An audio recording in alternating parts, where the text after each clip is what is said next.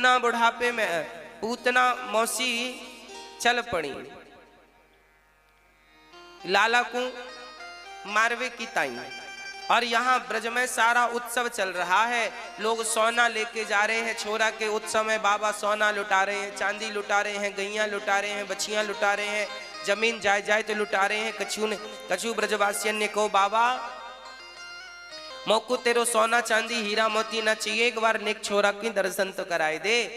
अब जब नंद बाबा ने छोरा को, नंद बाबा ने बलराम जी को, बलदाऊ भैया को और यशोदा माँ के सुंदर से छोरा कृष्ण भगवान को जब पालने पे लिटा करके बाहर रखा, और जितने लोग खड़े थे बधाई लेने को, सोना चांदी लेने को, जब सबने भगवान का दर्शन किया तो भगवान के दर्शन के बाद तो सबको ऐसा लगा कि हमने आज सबसे बड़ा हीरा पा लिया है। इसको पाने के बाद फिर संसार के सारे हीरे मोती तो कांच के टुकड़े के जैसे लगने लगे, जिनका कोई मूल्य नहीं था।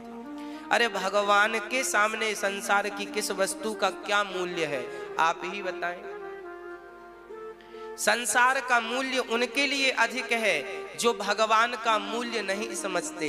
जो भगवान की भक्ति का मूल्य समझने लगते हैं, उन्हें संसार का कोई मूल्य समझ नहीं आता। कोई मूल्य ही नहीं है संसार का।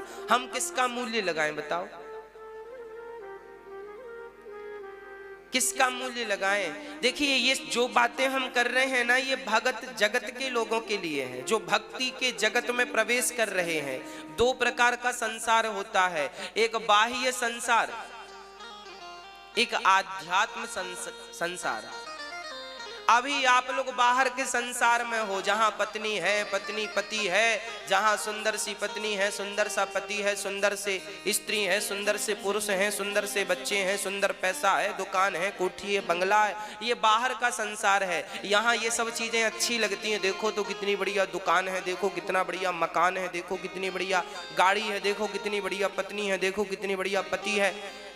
ये बाह्य संसार है, ये संसार है। संसार बहुत सुंदर लगता है एक्चुअली देखने में, तो हम लोग चकाचौंध में उलझ जाते हैं, वाह कितना सुंदर है। हाँ, लोगों को ये लगने लगता हमारा भी ऐसा होता, हमारे पास भी ऐसा होता। देखा देखी में सब लगता है। एक दुनिया वो है जो आप देखते हैं, एक दुनिया ये है जो आप सुन रहे हैं। कि जब भगवान में मन लगता है तो मीराबाई के घर में सोना भरा था कमरों में, मीरा के घर सोना कमरों में भरा था, पर वो सोने से मन को हटाकर अपने गिरधर गोपाल में मन को लगाती थी। एक संसार वो है जो संसार की तरफ खींचता है, और एक ये भक्ति का संसार है जो भगवान की तरफ खींचता है। अब आपको देखना ये है कि आप किसकी तरफ खींच रहे हैं। हाँ, आपको कहाँ खींचना, किस तरफ खींचना, भगवान के संसार की तरफ या संसार के संसार की तरफ। ये संसार का ही संसार है, पत्नी का संसार, पति का संसार, परिवार का संसार, दुकान का संसार, ये पूरा संसार उन्हीं से बना पड़ा है। एक संसार है भगवान से, बिहारी जी का संसार। अब देख लो किस संसार में रहना है आपको, किस दुनिया में रहना है।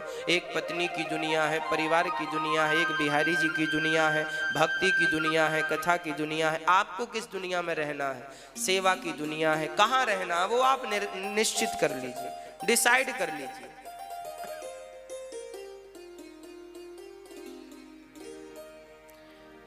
भगवान श्री कृष्ण का उत्सव चालू हो गया, बधाई पे बधाई, बुढ़ापे में छुरा है गयो, नंद के आनंद भयो, जय कन्हैया लाल की। हाथी दीना घोड़ा दीना और दीना पाल की, नंद के आनंद भयो, जय कन्हैया। खूब उत्सव आनंद हुआ, खूब बधाई।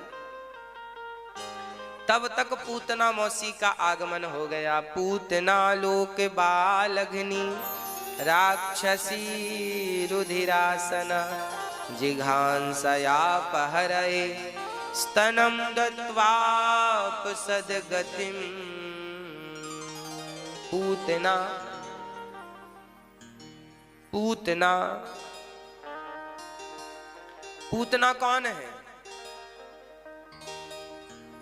जिसके भीतर इंसानियत नहीं है, जिसके अंदर दया नहीं है, उसे पूतना कहते हैं। दया ही नहीं है, दया से शून्य है। पूतना बच्चों को मारती, उनका खून पी जाती थी, ऐसी खतरनाक महिला थी, खून चूस लेती थी। ऐसी पूतना मौसी चल पड़ी रंग रूप बना करके, बड़ी कुरूपणी थी, पर जब गई अपने स्तनों में जहर भर लिया कि कृष्ण को पिलाऊंगी, नंद के छोरा को पिएगा, मर जाएगा। अब देखो भगवान ने अभी जन्म ही लिया है, 6 दिन की उम्र है, और पता नहीं क्या दुश्मनी इसने ठान ली, चल पड़ी मारने। अब गई, रूप बदल लिया, थी बिल्कुल कुरूपणी, बन के आई स्वरूपणी, बड़ी सुंदर सज धज के आई है, बढ़िया आई। अब देखा इसने तो भगवान पालने में लेटकर अपना अंगूठा पी रहे थे, सुंदर सा स्वरूप था। भगवान समझ गए अच्छा मौसी जी आई हैं, तो पूतना को देखते ही गोविंद ने नेत्रों को बंद कर लिया, आंखें मूंद ली। पूतना को देखा ही नहीं। किसी ने भगवान से कहा प्रभु आपने पूतना को क्यों नहीं देखा? भगवान कहते हैं पूतना हमें मारने आई है और हम तो उसे तारना चाहते हैं, तो आंख इसलिए बंद कर लिया कि इसका एक भी पुण्य नजर आ जाएगा तो उसे एक पुण्य के बल पर ही से भवसागर से तार देंगे। एक पुण्य भगवान देख रहे हैं। भगवान तो तारने का बहाना चाहते हैं बस, है ना? भगवान क्या चाहते हैं? तारने का बहाना चाहते हैं। अच्छा बताओ भगवान ने किस किस को बहाने से तारा है? आज तक जिन्हें तारा है बहाने से ही तारा है। किसी में योग्यता रही हो तो बताओ। अजामिल जैसों को तार दिया, इनमें क्या योग्यता थी? वैश्या का संग करने वाले थे ये, परंतु नाम का बहाना हो गया कि मरते समय नाम, बहाना ही तो है, योग्यता तो थी नहीं। गणिका में क्या योग्यता थी? पर बहाना कि तोते ने राम राम बोला और प्राण निकल गए। अजामिल ने तो राम राम बोला था, नारायण बोला था तो उसका उद्धार हो गया, चलो बात समझ में आई कि भगवान का नाम। पर गणिका, एक वैश्या को गणिका कहते हैं, एक वैश्या थी, उसने तो मरते समय भगवान का नाम भी नहीं लिया, तो उसका उद्धार कैसे हुआ? बोली उसके घर में एक तोता था, वो तोता राम राम बोलता था, तो जब गणिका के प्राण निकलने वाले थे ना, तो तोता राम राम बोल रहा था और वो मरते समय अपने तोते के मुंह से भगवान का नाम सुन करके मरी, तो भगवान ने उसका भी उद्धार कर दिया। देखो ये बहानेबाज है ना? तो तारा जमाना नाथ हमको भी तारो, है ना? ये भजन हम बचपन में सुना करते थे, हमारी माँ गाया करती थी। गांव में भजन होते ना, माताएं गाती हैं, तो हम भी छोटे से थे, पढ़ते रहते थे और मंदिर में भजन गाया करती थी। तो ज्यादा भजन यही गाया करती थी माताएं, तब से हमें याद है ये भजन। इसलिए भगवान तो बहाना देखते हैं, न जाने कौन से गुण पर दयानिधि रीझ जाते हैं। पता नहीं आपका कौन सा गुण अच्छा लग जाए और भगवान आप पर रीझ जाए। हाँ, मुझे तो आश्चर्य लगता है कि ठाकुर जी ने क्या देखा कि दास अनिरुद्ध को इतनी कथाएं सुनाने का अवसर बिहारी जी ने दिया। कोई योग्यता तो थी नहीं। हाँ, साधनहीन हूं,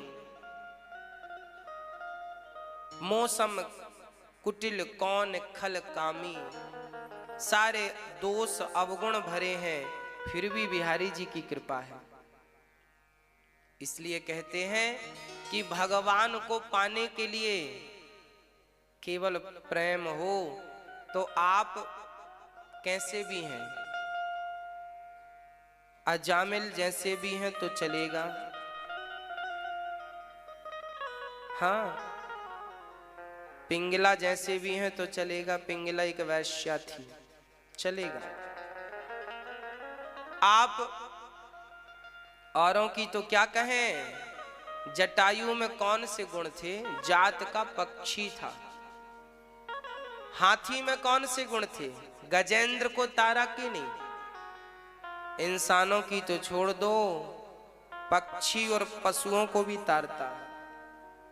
जब उन पर कृपा भई तो हम पर कृपा होगी कभी ना कभी। पूतना आई। अब देखो ये पूतना कौन सी अच्छी है, ताड़का कौन सी अच्छी थी। एक ही बाण प्राण हरि लीना। ताड़का को भगवान राम ने वही गति दी जो बाद में मां कौशल्या को दी। अपनी मां को भी वहीं भेजा और ताड़का को भी वहीं भेजा। भगवान ने ताड़का के कोई अवगुण थोड़ी देखे थे, वो तो देख रहे थे कि कम से कम ताड़का मेरी तरफ बढ़ रही है, भगवान को मारने के लिए बढ़ी। तो भगवान ने कहा चलो कम से कम मेरी तरफ बढ़ी तो सही। इतने में ही भगवान ने उद्धार कर दिया, इतने में ही कि वो मेरी तरफ बढ़ी है बस। ऐसे दयालु भगवान तुम्हें कहां मिलेंगे, ऐसे करुणा निधान कहां मिलेंगे, कौन होगा इनके जैसा। जब भगवान अपनी में आते हैं ना तो ब्रह्मा जैसों को भी भगवान छका देते हैं, दर्शन नहीं देते। और जब करुणा पे उतरते हैं तो पूतना और ताड़का जैसों को भी भगवान मिल जाते हैं। देखो जरा। तो भगवान को पाने के लिए हम में कोई योग्यता हो ये जरूरी नहीं है। और सच कहें तो हम में तो कोई योग्यता हो ही नहीं सकती, हम चाहें भी तो। हम सांसारिक प्राणी हैं, हम कितना भी अपने आप को ठीक करेंगे फिर भी हमारे साथ कुछ ना कुछ बुराइयां तो जुड़ी ही रहती हैं।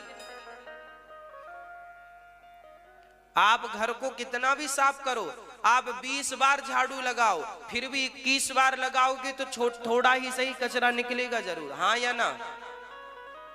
आप 50 बार झाड़ू लगा लो तो 51 बार भी कुछ ना कुछ कचरा निकलेगा, हाँ या ना। हाँ जी, कभी साफ हो ही नहीं सकता। हम भी वही घर हैं जो कचरे से भरे हैं। वो तो भगवान की कृपा हो गई तो मिलेंगे, नहीं तो हम में कहां बल है, कहां योग्यता है। भगवान कभी भक्त के बल से नहीं मिलते, भगवान कभी किसी भगत को भक्ति के बल से नहीं मिलते। भगवान तो सदा कृपा के बल से मिलते हैं। वो कृपा करते हैं तो मिल जाते हैं, वो अपनी कृपा बल पर ही हमें मिलते हैं। नहीं तो हमारी भक्ति, हमारी शक्ति, हमारे ज्ञान में इतनी योग्यता नहीं कि वो हमें भगवान तक पहुंचा दे। वो तो भगवान ही सोई जाने जे ही दे ही जनाई, जानत तुम ही होई जाए। पूतना भगवान के सामने आई और देखो भगवान की तरफ पूतना बढ़ी तो भगवान को बहाना मिल गया कि चलो ये मेरी तरफ बढ़ी है और चलो मुझे अपना बेटा समझकर स्तनपान कराया है, बस इसी के बल पे से अब मैं तार दूंगा। और भगवान ने पूतना का जहर तो पिया, दूध तो पिया, प्राण पीने लगे। पूतना चिल्लाई बालक छोड़ दो छोड़ दो छोड़ दो। भगवान बोले मौसी जी देखो हमने जल्दी से तुम्हें पकड़ा नहीं है, तुमने ही पकड़ा है, हम पकड़ते नहीं हैं, पर पकड़ लें तो फिर हम कभी छोड़ते नहीं हैं। यहाँ पकड़ने की व्यवस्था तो है, छोड़ने की कोई व्यवस्था नहीं। पकड़ लिया भगवान ने और कौन सी गति दी, बड़े बड़े संत गाते हैं अहो वकेयम स्तन काल कोटम जिघांसया यदाप्यसाध्वी लेभे गतिम धात्रिच्युताम ततोऽन्यं कं वा दयालुं शरणं व्रजेमा। भगवान जैसे दयालु कौन होंगे। पूतना को वो गति, अहो वकी, बड़े आश्चर्य की बात। भगवान की कृपा कब किस पर हो जाए कोई नहीं जानता, इसलिए बिहारी जी के चरणों से जुड़े रहिएगा। कब बिहारी जी की कृपा हो जाए कोई नहीं जानता, कब किस पर कृपा हो जाए कोई नहीं जानता। कितनों पर कृपा हो गई, कितनों पर। इसलिए केवल प्रेम से जाते रहो, जाते रहो, कृपा वो करेंगे कभी न कभी। भगवान ने पूतना को मारा, उसके बाद भगवान ने शकटासुर को मारा, फिर तृणावर्त को मारा। अब भगवान का नामकरण संस्कार प्रारंभ हो गया।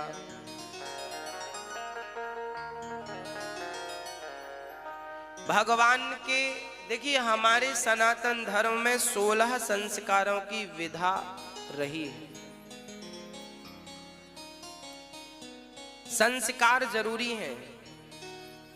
बिना संस्कार के हमारी और आपकी कोई शोभा नहीं है।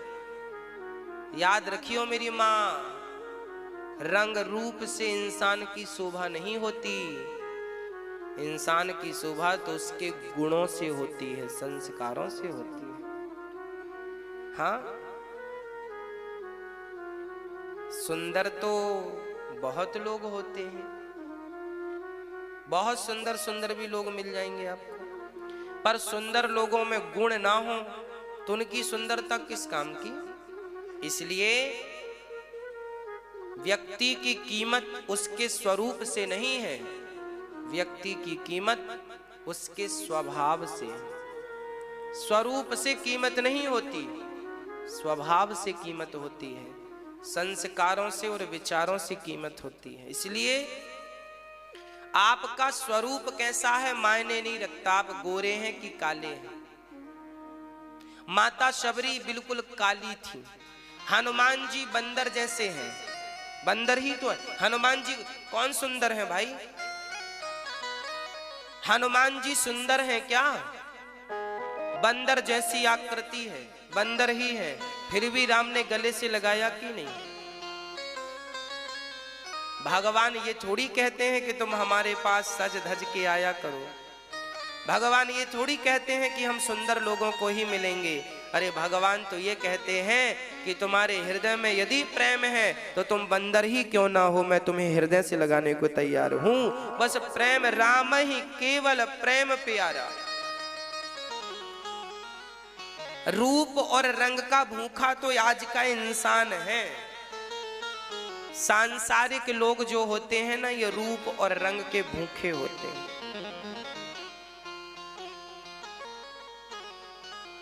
जब तक आप सुंदर हैं तब तक ही आपका पति आपको देखता है। बुढ़ापे की झाइयां आने दीजिए। हाँ, फिर देखिए कौन देखता है आपकी तरफ, है ना। मैंने मुगल राजाओं के बारे में पढ़ा तो मुगल राजाओं ने एक शादी की, जब तक पत्नी सुंदर थी तब तक तो रहे, थोड़ी बुढ़ी हो गई, चमड़ी ढीली हो गई तो दूसरी शादी कर ली, उसके संग रहे, उसकी भी चमड़ी ढीली हुई तो तीसरी रख ली, चौथी रख ली, पांचवी रख ली, छठवीं और सातवीं भी रख ली, आठवीं और नौवीं भी रख ली। ये दुनिया चमड़ी की भूखी है बस। यदि दुनिया को रिझाना हो तो चमड़ी को ठीक कर लेना, और भगवान को रिझाना हो तो मन को ठीक कर लेना बस। दुनिया तन की चाहत रखती है और भगवान मन की चाहत रखते हैं। निर्मल मन जन सो मोहि पावा, मोहि कपट छल छिद्र ना भावा। अब देखना यह है कि आप किसे रिझाना चाहते हैं।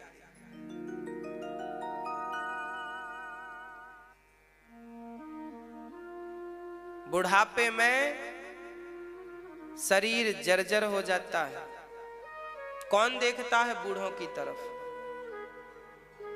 इसलिए कोई तुम्हारी तरफ देखे ना देखे, पर तुम जरूर बिहारी जी की तरफ देखना बस। और याद रखना कि जब तुम बिहारी जी की तरफ देखने लगोगे ना तो सब तुम्हारी तरफ देखने लगेंगे। एक बार देखो तो सही उनकी तरफ। इसलिए बातें जरा गंभीरता से समझिएगा, इन बातों में बड़ी गहराई है। मैं तो केवल सूत्र देता चलता हूं आपको, इनका भी विवेचन करूंगा तो इसी में 3 घंटे निकल जाएंगे। इसलिए समझ लो आप, बस आपकी आंख खुल जाए, बस आपकी समझ में आ जाए। बस संस्कार हमारे यही कहते हैं। सबसे बड़ा संस्कारी कौन? आज लोग यही कहते हैं ना कि मेरा बेटा ध्रुव जैसा हो, प्रहलाद जैसा हो। कोई माँ बाप ये थोड़ी कहते हैं मेरा बेटा रावण जैसा हो। भाई धनवान तो रावण भी था, पर कोई माँ बाप आज तक, जो लोग भगवान को नहीं मानते, वो भी अपने बेटे को रावण जैसा नहीं बनाना चाहते। आप चाहते हो कि आपका बेटा रावण जैसा हो? जबकि रावण में क्या बुराई थी? सोने की लंका थी। फिर भी उसके जैसा कोई नहीं बनना चाहता। पर राम जंगल में यहां वहां घूमते थे, जंगल जंगल, फिर भी हर बाप हर माँ यही चाहती है मेरा बेटा राम जैसा हो, राम जैसा हो। क्यों? राम की सकल सूरत किसने देखी और रावण की भी सकल सूरत किसने देखी? रावण सुंदर भी रहा हो तो क्या फर्क पड़ता है, और राम जी काले भी रहे हो तो क्या फर्क पड़ता है? चमड़ी कैसी थी कौन देखता है, उनके संस्कार कैसे थे ये आज तक हम और आप देख रहे हैं। रावण को तो आपने भी नहीं देखा, हमने भी नहीं देखा, फिर भी रावण जैसा बनना नहीं चाहते, क्योंकि रावण के संस्कार गलत थे। राम को आपने भी नहीं देखा, हमने भी नहीं देखा, पर राम जैसे सब बनना चाहते हैं, क्योंकि राम के संस्कार हमने सुने। संस्कार यदि राम जैसे हैं तो फिर क्या बात है? संस्कार जरूरी है बच्चों को, केवल बच्चों को ऐसा नहीं, माता पिता को भी संस्कार जरूरी है, दादा दादी को भी संस्कार जरूरी है। यदि हमारा भारत संस्कारों से ना गिरा होता तो आज हमारे धर्म का इस प्रकार से पतन ना होता। आप के घर में इतना दुख क्यों है? याद रखना मेरी मां, आज आप लोगों के पास जितना पैसा है, आपके बाप दादों ने इतना पैसा देखा भी नहीं है पूरी जिंदगी में। समझ रही हो ना मेरी मां? आज आप लोग जितना पैसा आपके पास है, कमा रहे हो, आपके दादा परदादा मर गए, उनके पास 1000 रुपए नहीं जुड़ा पूरी जिंदगी में। 1000 रुपए नहीं देखे तुम्हारे बाप दादाओं ने, क्योंकि उस टाइम 1000 रुपए बहुत बड़ा होता था, और तुम्हारे पास तो 1000 रुपए यूं ही पड़े रहते हैं। आपके बाप दादाओं ने 1000 रुपए नहीं देखे, पर आपसे ज्यादा सुखी और स्वस्थ थे। क्यों? क्योंकि उनके जीवन में कपट नहीं था, छल नहीं था, लालच नहीं था। जो मिल जाए हर इच्छा से खा पी लेते, भजन करते, ना झूठ बोलते थे, ना कपट करते थे, ना। पहले का आदमी सरल होता था, झूठ कपट से दूर रहता था। आज का व्यक्ति झूठ कपट में ज्यादा उलझा हुआ है। पैसे बहुत हैं आप लोगों के पास, पर शांति नहीं है। शांति इसलिए नहीं है क्योंकि आपके बाप दादों ने संस्कारों को नहीं छोड़ा था, और आप लोगों ने संस्कारों को छोड़ दिया। इसलिए धन तो है पर शांति नहीं, शांति नहीं। क्यों? क्योंकि संस्कारहीन व्यक्ति कितना शांत रहेगा। संस्कार जरूरी है। किसे जरूरी है? संस्कार सबसे पहले जरूरी है घर के बुजुर्गों को, बड़ों को। बड़े संस्कारी हैं तो छोटे संस्कारी रहेंगे। ये संस्कारी तो इनसे छोटे, ये संस्कारी तो इनके बच्चे बहुत संस्कारी। बड़े से ही तो छोटे बनते और बिगड़ते हैं। भाई पिता का खून, कई बार डॉक्टर कहता है क्यों आपके पिताजी को, आप जाते हैं साहब हमें गैस की बीमारी, एसिडिटी की बीमारी प्रॉब्लम है, तो डॉक्टर पूछता तुम्हारे पिता को थी? नहीं। दादा को थी? नहीं। नानी को थी? हाँ। कई बार बीमारियां बाप दादों से चल के आती हैं। कुछ बीमारियां ऐसी होती हैं जो विरासत में ही खो गए। आपको लगा इसी से काम चल जाएगा, पर वही बच्चे जब छोटे से बड़े भये और आपको डांटने डपटने लगे, तब आपको पता चला हमने क्या गलती कर दी। इसलिए लापरवाही महंगी पड़ेगी, हमें नहीं आपको। इसलिए बच्चों को संस्कार दीजिए, बच्चों के लिए समय निकालिए, उन्हें शिक्षा दीजिए, पढ़ाइए लिखाइए, योग्य बनाइए। कैसे बड़ों का सम्मान किया जाता है बच्चों को कौन बताएगा? कैसे पांव छुए जाते हैं, कैसे माँ बाप के पांव धोए जाते हैं। आपके बेटे ने कभी आपके पांव धोए? धोए तो अच्छी बात है, नहीं धोए तो कमी बच्चों की थोड़ी है। तुमने कभी अपने माँ बाप के पांव नहीं धोए, आपको धोते हुए आपका बेटा देखता तो फिर आपके भी पांव वो धोता, क्योंकि वो आपको देखता है।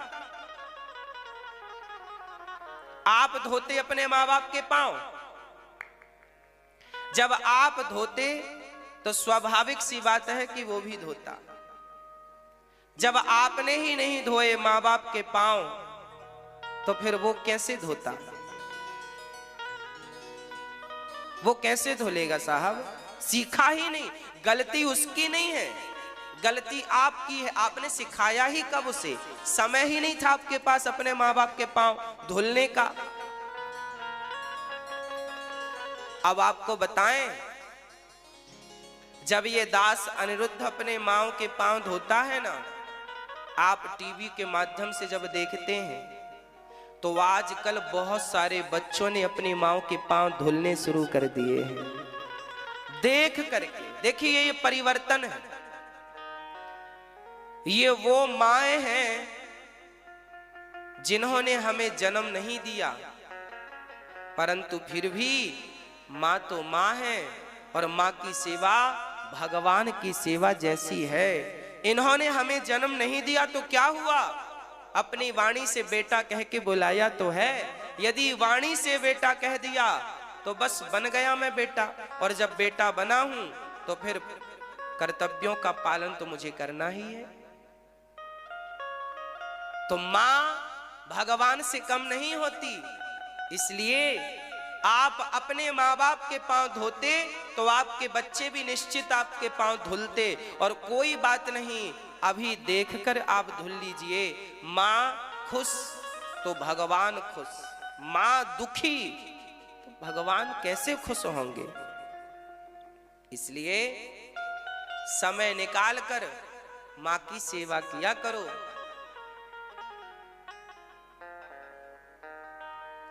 अच्छा, घर में जब बहू आए आपकी, घर में जब बहू आए तो आपकी सास जिंदा हो तो जरूर बहू के सामने अपनी सास के पांव दबाना।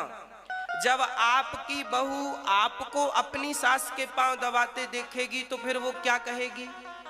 मेरी सास अपनी सास के पांव दबाती है तो फिर मैं भी अपनी सास के पांव दबाऊं। भाई, ये चीजें विद्यालय में पढ़ाई नहीं जाती, ये बातें कोई यूनिवर्सिटी में सिखाई नहीं जाती। ये तो विरासत से, परंपरागत माँ बाप से बच्चों को प्राप्त होती रहती हैं।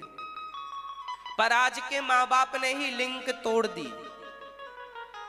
आपने अपनी सास की सेवा नहीं की तो आपकी बहू ने देखा नहीं, जब देखा नहीं तो वो कैसे सेवा करे। हाँ, बाद में फिर रोते हैं, बहू ऐसी है, बेटा ऐसा। तुम कैसे हो, काहे रोते हो? जैसी करनी वैसी भरनी। आपसे ही संस्कार आपके बच्चों में बनेंगे। बच्चे देखेंगे, सीखेंगे। कुछ चीजें कहकर नहीं सिखाई जाती हैं मेरी माँ, कुछ चीजें करके सिखाई जाती हैं। करके सिखाओ, कह के तो कब से लोग कहते। कही हुई बात का उतना बल नहीं होता जितना बल किए हुए काम का होता। इसलिए कहना मत, करना। कहने पे यकीन मत रखना, करने पे यकीन रखना। करो ना कि कहो। मैं कहने पर यकीन नहीं रखता, करने पर विश्वास रखता हूं। करो।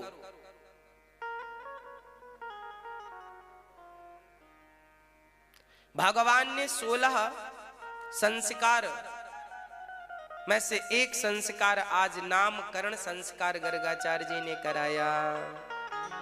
बच्चों को संस्कार जरूर दीजिएगा, मेरी तो प्रार्थना आपसे यही है कि घर में कोई अतिथि आवे तो बच्चों को